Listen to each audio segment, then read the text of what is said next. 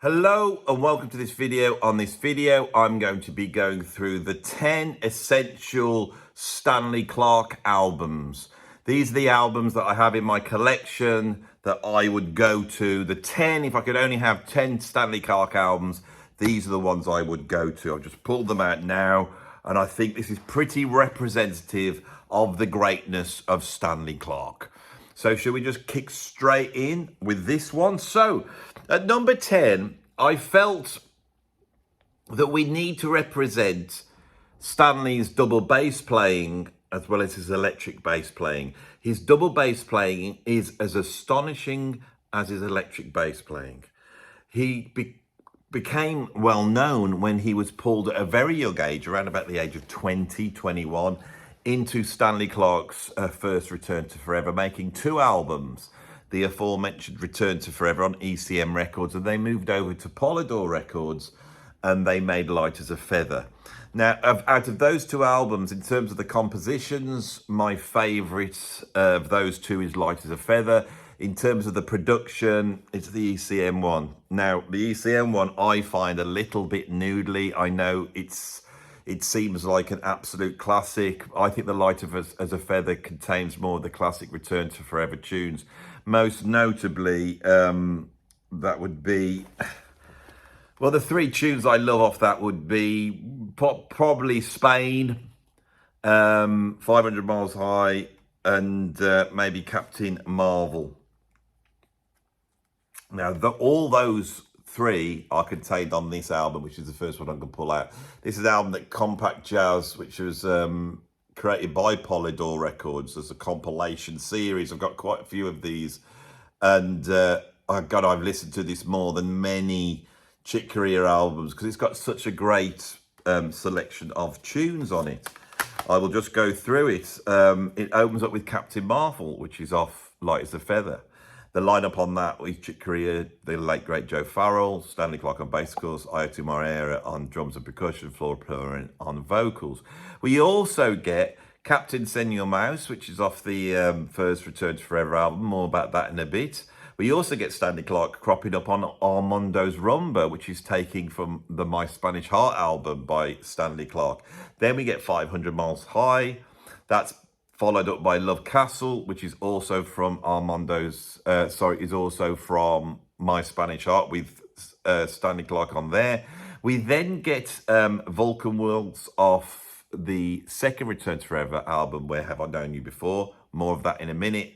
We then get No Mystery, all right, which is off the album No Mystery. Now, I haven't got that one in the list, so by having this, you also get a little bit of No Mystery as well, because I'm not so keen on that album. Side 2's great, but side 1's a little bit undone by, shallow funk jamming, and I don't normally like shallow funk jamming. I always felt that No Mystery is not quite in the same league as the other Return to Forever albums. We'll get onto that in a minute.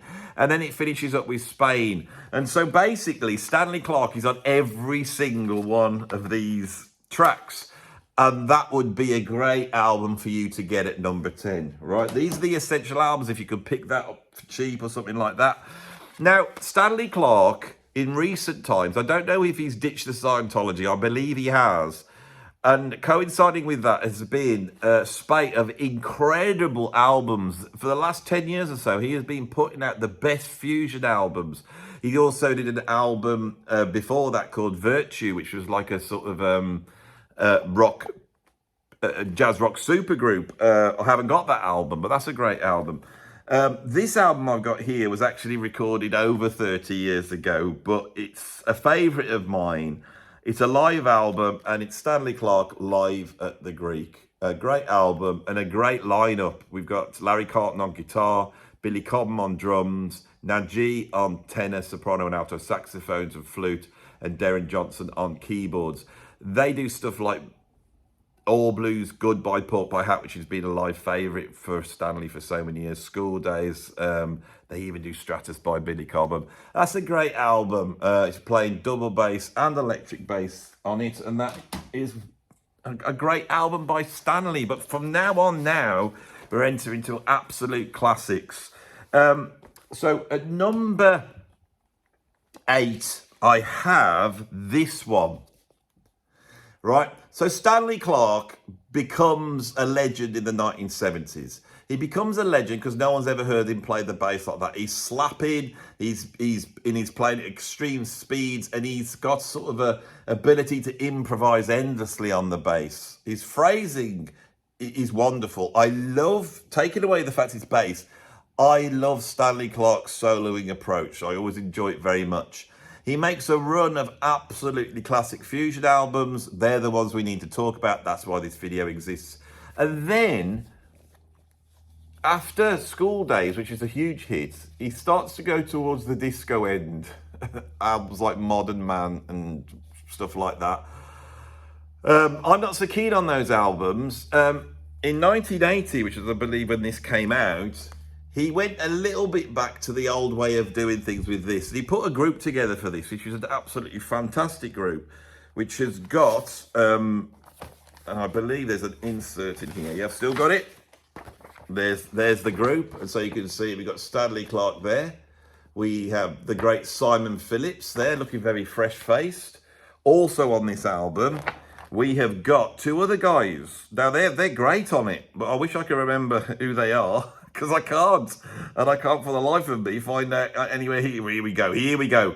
So we have got on guitars Charles Johnson. Now, Charles Johnson is also Icarus Johnson. He's quite a mysterious guy. I looked into him, and now he's famous for doing something else, but I can't remember. I'm sure in the comments you'll say he still seems to be around. Charles Johnson. He played with George Duke as well, and he's on here. And then we got Steve Bark on keyboards. Never heard of him. There's a whole string section. We've got cellos. We've got all sorts of people. We've got guest backing vocalists. Victor Feldman appears on vibraphone. You know, Chick Corea's on one of these tracks. We got a lead vocal for Marcy Levi. Now, this album here, right, Rocks, Pebbles and Sand, is best approached as a bit of a comedy album. It's very, very funny. There's a lot of silliness on here. When they do things like We Supply, which is sort of almost like a P-Funk parody, it's wonderful stuff. If you take it all too seriously, you won't like it. You've got tracks like Danger Street, All Hell Broke Loose, and they're like sort of bass-heavy rock tracks, almost like FM rock tracks. They're quite cheesy. But we also have the epic, The Story of a Man and a Woman. That is full-on heavy fusion. This is fantastic. After this, he got into the 80s, and Stanley didn't fare well for me through the 1980s, it has to be said. And he made some abysmal albums, trying to get the sort of success Herbie Hancock had with Future Shock. Did he do an album called Future Shock as well? It's bloody abysmal, whatever it is. Right. Do you want to hear, in your collection of essential Stanley Clarke albums, Stanley playing jazz standards on double bass so you can see how incredible he is? If you do, there's two choices, and I nearly pulled the other one out, Echoes of an Era, which is where they played jazz standards with Shaka Khan singing. That's great, but if you just want to hear him blowing, get the Griffith Park collection. What a great album this is, on Electric Musician. Now, I say these are jazz standards. They're not. I've got that wrong. Echoes of an Era is jazz standards. This is original composition, sort of explore the sort of hard bop end, not the fusion end. And the writing spread out. The lineup is Stanley Clarke, Chick Corea, Lenny White. So we've got Return to Forever minus Al Di Meola, backed up with the incredible Freddie Hubbard and the incredible Joe Henderson. This is heavyweight jazz. This was made, I think, early 80s as well. And it's interesting that a lot of the fusion guys, even people like Stanley Clarke, returned in the 1980s to playing straight jazz. Now, people like Wynton Marsalis get blamed for sort of pulling jazz back in, but the fusion guys were doing it already. And this first wave of fusion guys, of which Stanley Clarke is one, Lenny White is one, Chick Corea, John McLaughlin, all that, these guys were proper jazz players. Later on, towards the end of the 70s, you get people coming in, and it's great, and I love it, but these guys aren't jazz players. They are more very exploratory funk and rock players. So if you want to hear fusion guys playing jazz full out, then you get this one. Right, so now we on to number 6, aren't we? At number 6, I want to bring out the second Return to Forever album, which is this one. This one is burning. It's exciting. It should be the greatest Return to Forever album. It should be. It should be number one on this list. It features things like Vulcan Worlds, Where Have I Loved You Before, Shadow of Low, Beyond the Seventh Galaxy, not so much Earth Juice, and Song to the Pharaoh Kings, which is like their finest moment. This is different from the first album in that it's got synthesizers on. We suddenly see Chick moving to much more synth heavy. This is a great album, except that Polydor at this time, the production's terrible. I don't even know who's produced this, but the recording is awful. Now, I bought this on CD. I haven't got a vinyl copy. I have heard the vinyl copies, and it still sounds pretty awful. Because as much as this is quite a brittle and nasty CD transfer, now, albums like this, in the end, it's the way it was recorded. You could remaster them, but with AI, somebody could take this album now and they could drag all the stuff off, get some individual stems out, and they could do a proper mix. If they did, it would be incredible. For me, it doesn't sound so great. Never has. The playing's incredible. Al Di Meola's guitar does not sound like Al Di Meola's normal guitar sound. And also, I just wish he'd tuned his guitar before he started playing. But of course, all this could be done now, couldn't it, in the modern world? But it has some classic stuff on. And there's moments on here where it's so brutal, it's quite astonishing what's going on. So that's what we've got there at number whatever it was. Right now, these next, hopefully, 5 albums. Yeah, we've got 5 albums now that are unmitigated jazz fusion essential albums. These could be on any essential jazz rock fusion album list, which is why I wanted to follow this up. Stanley Clarke is so important when it comes to the jazz rock history. He's one of the absolute greats, and his albums have to be dealt with. And for me, there's not that many, but I've got them here in my hand, right? So, at number 5, a monumental album, School Days. School Days was his, what would it be?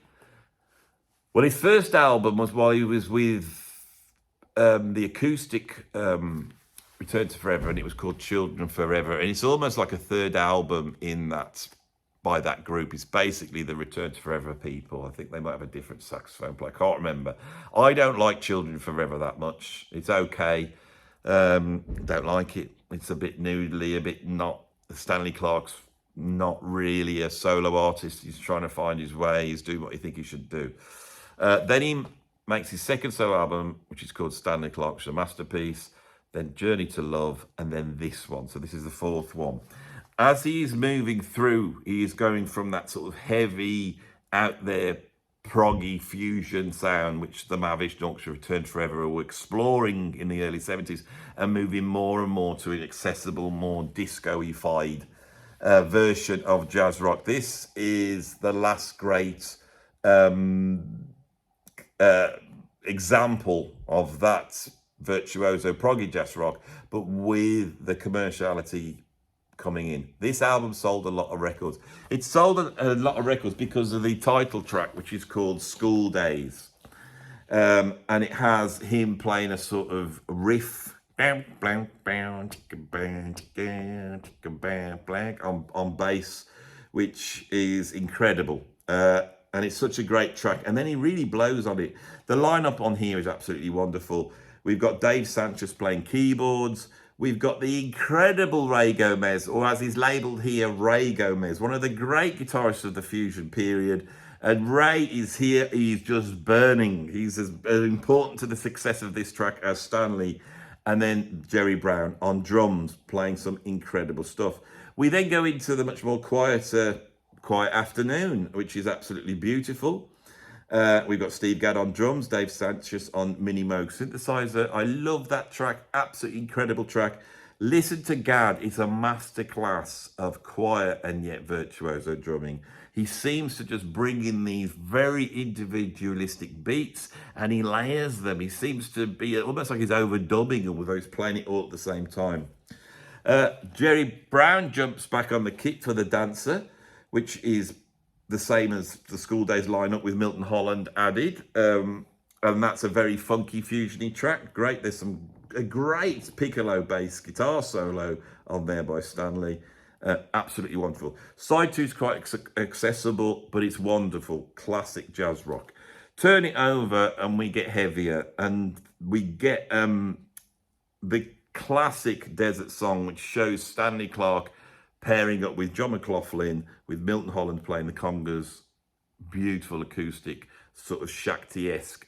And of all the guitar solos that John McLaughlin did with the Shakti guitar, with those incredible bends and the stuff he was able to do, I feel that his greatest solo is actually on Desert Song. This is one of John McLaughlin's great guitar solos. That's followed up by Hot Fun, which is very, very funky. We've got Ray Gomez, Steve Gadd, Dave Sanchez again. And then we get Life is Just a Game, which is about 10 minutes long and is another epic jazz fusion prog crossover track. And the lineup's incredible. Stanley Clarke, of course, George Duke on keyboards, Billy Cobham on drums, Icarus Johnson or George Johnson on guitar. They all play incredibly. Billy Cobham is off the chart. And Stanley sings, "Life is but a game, it's just made for fun." Yeah, it's all brilliant. I have a love-hate relationship when Stanley sings. I think someone needs to put a compilation or playlist of Stanley Clarke singing together, because although it's awful, it's cheesy and wonderful at the same time, and I respect him for doing it. And I always can see the big smile on his face he's got. So that's a great album. The next one I've got at number 4 is Hymn to the Seventh Galaxy. This is the brutal debut of the Electric Return to Forever with Bill Connors on guitar. This is fiery, it's furious, it's one of the great fusion albums of all time. The fact that we have 3 albums above this shows the sort of stuff that Stanley was up to, but this is absolutely fantastic stuff. For me, even though this is Polydor, the production is better. It could well be because this one was recorded more live in the studio, but with all those overdubs that Chick Corea's adding, I don't know. But and it could be just because I got it on vinyl and I heard the vinyl version first. It's absolutely fantastic album. Of course, Chick Corea wanted Steve Gadd, didn't he? And they actually recorded this album with Steve Gadd. And then Steve Gadd said he didn't want to go off on touring because he was making so much money doing session work. So what could they do? That to go and pull in Lenny White. Lenny White had played on Bitches Brew, but apart from that, a very young drummer, and it made his name. Lenny White coming in, who was a much more kinetic and a much more fiery drummer than Steve Gadd, gave this a completely different sound. Now, I've asked this so many times, is there any recordings? These recordings that were made with Steve Gadd, are they out there? You know, can we hear anything? I've asked this before and people have answered before, but with the amount of videos, I can't remember what the outcome was now. But the point is that Lenny White nails it on here. This is absolutely fantastic. Hymn to the Seventh Galaxy, After the Cosmic Rain, classic. Captain Send Your Mouse, classic. Theme to the Mothership, classic. Space Circus, perhaps my favourite one on here. Starts off quite laid back and then just kicks in, very funky. And then the Game Maker. They are playing. This is one of the few albums to rival the Mavish Nuxtra in terms of fiery brutalness. Right, let's go to number 3.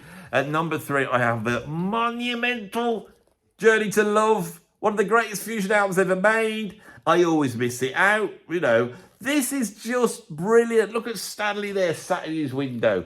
And then you get on the back that. So I can pretend to be Stanley Clarke. Look at that.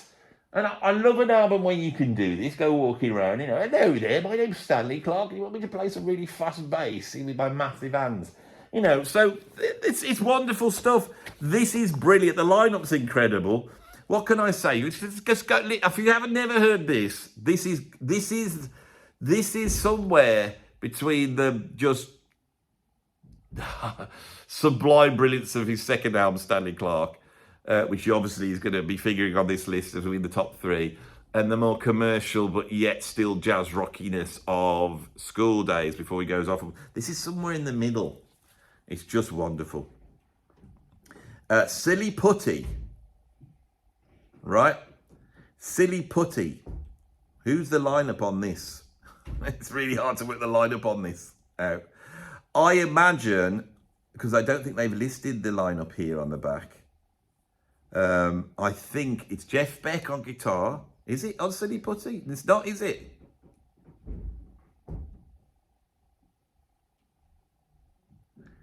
That's quite confusing. Right, forget Silly Putty. We'll work it out in a minute. The trouble you got, Vira, there's nothing inside to tell me, is there? Right. Journey to Love is one of those things where Stanley Clarke has a sing-song, and it's great. The guitar solo on that is Jeff Beck. Then that's followed up by Hello Jeff, which is him jamming with Jeff Beck. It's one of Jeff Beck's great moments. If you love Blow by Blow and Wired, you have to have this album as well, because we get Hello Jeff, and it's wonderful. The lineup on Hello Jeff is Jeff Beck on electric guitar, Stanley Clarke on electric bass and organ, and Lenny White on drums. It's basically Return to Forever, but with Jeff Beck in. Then we get, at the end of side 1 and on side 2, Songs to John, parts 1 and part 2. These are tributes to John Coltrane. The lineup is incredible. Stanley Clarke, Chick Corea, John McLaughlin, all on acoustic instruments. Song to John is very floaty and ethereal. Part 1 is, it's very floaty and ethereal. But the longer part 2 is a workout, and they really play on there. And again, this is one of my favourite John McLaughlin moments. It's an essential moment if you're a fan of that. Then we get the 15-minute prog jazz fusion epic called Concerto for Jazz Rock Orchestra. Imagine ELP, right, decided to make one of their tunes, but instead of it being ELP, it's Return to Forever. That's what you've got here, and the lineup is incredible. Stanley Clarke is playing alembic bass, piccolo bass, and he's playing a maestro synthesizer, right? We've got George Duke on keyboards, we've got Steve Gadd on drums, and Dave Sanchez, not on keyboards, but on guitar. And he puts in the killer guitar solo on Concerto for Jazz Rock Orchestra. And I now realise that even though they haven't labelled it, that lineup is the same as on Silly Putty, which is one of the great bass tracks of all time. There's a brass section on here. There's an incredible sort of classical brass section on Concerto for Jazz Rock Orchestra. Steve Gadd is off the scale. He is just burning on this. This is one of the greatest jazz rock albums of all time. That's all I'm saying. If you don't believe me, then go and have a listen to it and report back. Right, what have I got at number 2? This made my essential jazz rock albums list, didn't it? Return to Forever's final album as the quartet, Romantic Warrior. So I've only talked about this, and I've also got this one here at number 1. Now think about it, with all the greatness, I have put this album at number 1. This is his second solo album that has the lineup of Stanley Clarke on electric bass, acoustic bass, Jan Hammer on keyboards, Tony Williams on drums, and the great Bill Connors on guitar. Even more firing out there than he is on Hymn to the Seventh Galaxy. That there, this represents something quite incredible as far as I'm concerned, right? What can I say about these two albums? You know, well, Stanley Clarke is a funky guy. He seems to be influenced as much by Bootsy Collins and Larry Graham as he is by Paul Chambers or Ron Carter. He's a very funky bass player, but you can also tell he's a progressive rock fan. He's one fusion guy that I know is a progressive rock fan. I don't know how much Chick Corea or John McLaughlin was listening to Yes or Genesis or ELP, but I know Stanley Clarke was. And so for the proggers out there, this is a very unlikely thing that the very funky Stanley Clarke is also a prog fan. I think what makes these two albums so wonderful is the progginess. In fact, I'm going to have to bring this one in as well. This one's equal in that. These three here. In fact, shall we? Oh no, I can't have a thumbnail. If I had a thumbnail, it's just going to spoil the surprise. It's bloody obvious if you know about Stanley Clarke. These are going to be up there at the top. But Stanley Clarke is one of the most proggy fusion players out there. If you go and check out this album here, Romantic Warrior, for example, that one there, he contributes a tune called The Magician, which almost acts as a prelude to the Jewel of the Jester and the Tyrant. Now, the Jewel of the Jester and the Tyrant seems to be the big epic on here, but when you listen to it, it's basically two jams pulled together with some Chick Corea arrangement, whereas the Magician is this very strange, tight composition, much less improvisation, and shows an absolute brilliant mind, the brilliant compositional mind of Stanley Clarke, which is all over these albums. Now, if we go to the one I've got number 1 here, right? This album, side 1, we've got Vulcan Princess, Yesterday Princess, Lopsy Lou, and Power. Vulcan Princess is like a rock track. Once it kicks in, it's, you know, it starts off with a little bit of brass and very beautiful opening. But when it kicks in, it's a riffer, loads of riffs. Yesterday's Princess is only 1 minute long, and it's when Stanley has to get up and do some singing. That's what I'm saying. Hey, we need to pull all these tracks together. Then Lopsy Lou is one of those great big slap funky frenzies. It's brilliant. Then we get Power, and Power is like jazz rock Hawkwind. That's the only way I can describe it. Although it does eventually drop down to a very funky slap bass thing. These 4 are quite tight, and it's the sort of blueprint for what Stanley's going to do in the future. But he never really surpassed these. And part of that is the rawness of this recording. This here, what label are we on here? On Epic, aren't we? It's a better sound than Polydor, I'll tell you that. But this band, Stanley Clarke, Jan Hammer, Tony Williams, Billy Collins, it's just astonishing, right? But when we turn it over, we get Spanish Phases for strings and bass, followed by Live Suite. Now, Spanish Phases for strings and bass is a 6-minute track where it's like a concerto for acoustic bass, but he's exploring a sort of flamenco approach on that, pitted against an orchestra. The orchestra then carries on into the opening up of Live Suite. And this is basically, it's less proggy. Again, we've got orchestrated parts, and then we've basically got 2 improvised sections, one that doesn't resolve and one that really resolves, ending up with a Bill Collins guitar solo that takes you to heaven. But if you take side 2 as a whole, which I just think they could have, that whole side back in 1974, the jazz rock album with a whole side of orchestrated wonder mixed in with electric jazz rock soloing, right? And this basically what you've got here. You've got those 4 tracks on side one, and then you've got this epic on side 2. And the contrast of those, that's what makes an album. That's what makes an album. There's only one thing I don't like about this album. It's the cover. This photo's grainy and horrible, right? And then it's so grainy they couldn't use it as the main, so they've like put it. I hate when you've got a photo with a sort of frame around it on an album cover. It just looks like a cheap album. I like the typeface Stanley Clarke, but I really believe if we'd have had something that was a little bit more closer to this, to that, that's a great cover that is, or even better, to that, look at that. People would have perceived this album in a different way. I can remember when I found this at the record shop, I thought that this was sort of some bootleggy album where they just pulled together some Stanley Clarke tracks. So I bought it anyway. When I took it home, I can remember thinking, oh my God, what's this? Why hasn't it got a title? Who knows? Sometimes the marketing things are strange. So anyway, that's the end of the video. I hope you appreciate this back to basics approach, talking about the music. Let's hope the views stay up, you know, let's hope that people will come back here going, because there should be a bigger audience for this now. This is what I started off doing. Sat in front of my record collection, I pull some records out and I talk about them. I could only ever talk about the records that I had in my record collection, so I would try and create videos. And then there was this like moment where I thought, I could talk about albums that I know, but I haven't actually got. And usually it was because I haven't got them anymore. I've lost so many albums.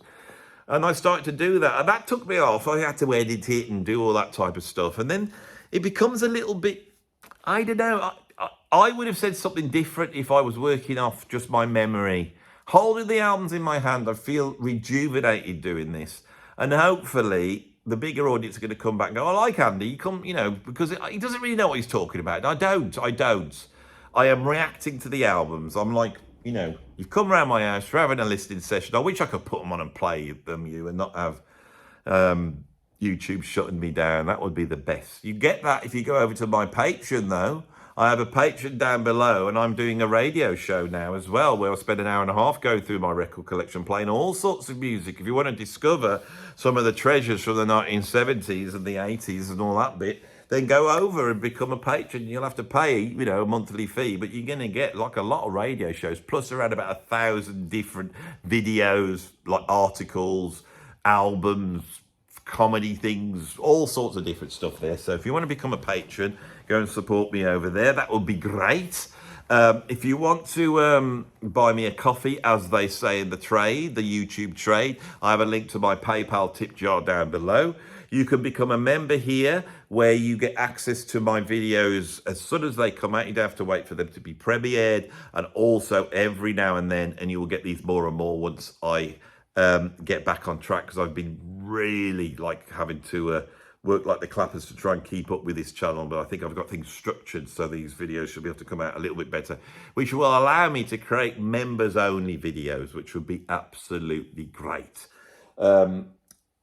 What else could you do? You could go and subscribe to my Bandcamp, which is a yearly fee, very small fee, cost of an album, to get access to around about 50 albums with all sorts of different special guests and collaborations and all sorts of different wild and wacky music. If you're a prog fan, a funk fan, or a jazz rock or jazz fusion fan, go and check my stuff out. And that's about it. Thanks for watching. I'll see you on the next one.